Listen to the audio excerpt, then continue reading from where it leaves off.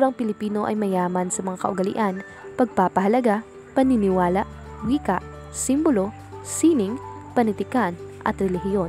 Kasama rito ang pagpapahalaga sa pamilya, pakikisama, pagiging makadiyos at pagiging malikhain sa sining at panitikan. Sa mga Pilipino, ang pamilya ang pinakamahalaga at ang pamilya ay sentro ng buhay ng maraming Pilipino, kung kaya't matibay ang ugnayan at pag-aalaga sa bawat miyembro nito.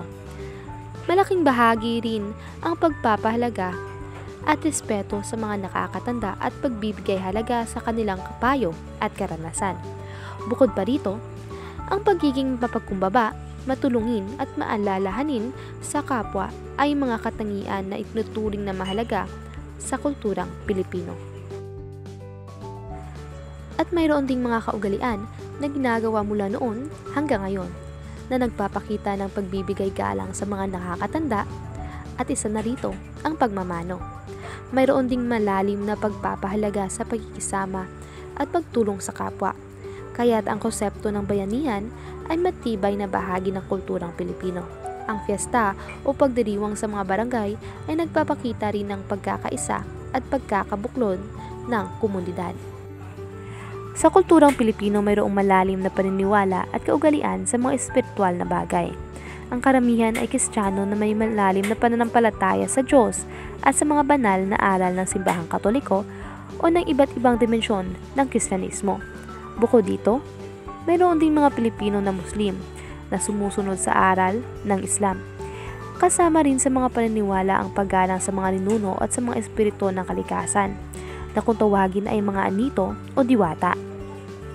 Ang mga ritual at seremonya ay mahalagang bahagi ng kulturang Pilipino kung saan pananampalataya at paggalang sa mga espiritual na bagay ay ipinapakita at ginugunita.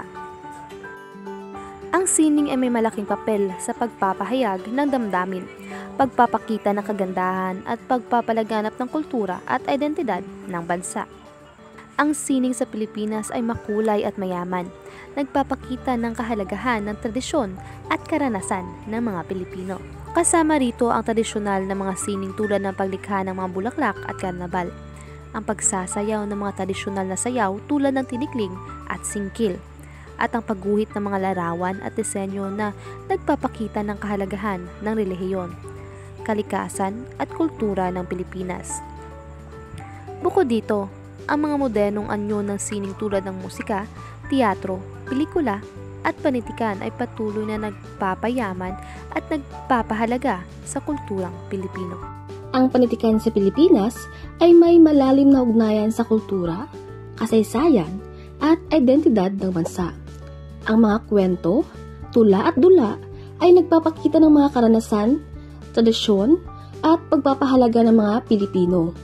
Ang mga epikong tulad ng Biag ni Lamang at Hinilawod, pati na rin ang mga nobelang tulad ng No Limitangere at El Filibusterismo ni Jose Rizal ay mga halimbawa ng mga akda na nagpapakita ng kaluluwa at pagkakakilanlan ng mga Pilipino.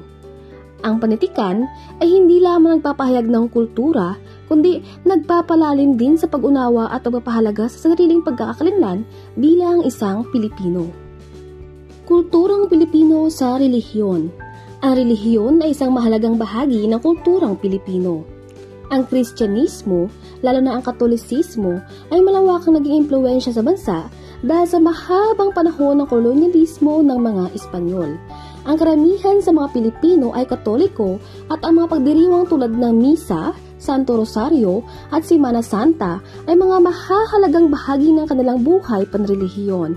Gayunpaman, mayroon ding iba't ibang relihiyon sa Pilipinas at ito ay kinikilala bilang Islam, Protestantismo at iba pa. Ang pagpapahalaga sa relihiyon ay nagpapakita ng malalim na pananampalataya, moralidad at pagkakaroon ng espiritual na gabay sa kulturang Pilipino. Kulturang Pilipino sa wika. Ang wika ay isang napakahalagang aspeto ng kulturang Pilipino. Ang wikang Filipino na batay sa Tagalog ay opisyal na wika ng bansa at ginagamit sa mga opisyal na komunikasyon at edukasyon.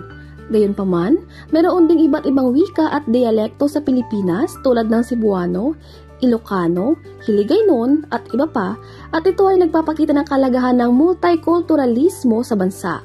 Ang paggamit ng tamang wika at pagpapahalaga sa sariling wika ay mahalaga sa kulturang Pilipino na nagpapakita ng pagpapahalaga sa identidad at kultura ng bawat rehiyon at pangkat etniko. Kulturang Pilipino sa simbolo. Sa kulturang Pilipino, mayroong maraming simbolismo na nagpapahayag ng mga halaga, tradisyon at identidad ng bansa. Ang bandilang Pilipino ay isang mahalagang simbolo ng pagkakaisa at kalayaan ng Pilipinas. Ang bayanihan, nagpapakita ng pagtutulungan at pagkakaisa ng komunidad, ay isa ring makabuluhang simbolo ng kulturang Pilipino. Ang sari manok, tamaraw, at iba pang hayop at halaman na katutubo sa Pilipinas ay mga simbolo ng katatagan at kahalagahan ng kalikasan. Pati na rin ang mga tradisyonal na kasuotan, musika at sayaw tulad ng barong Tagalog, tinikling at tiyatihan ay mga simbolo ng yaman at kahusayan ng kulturang Pilipino.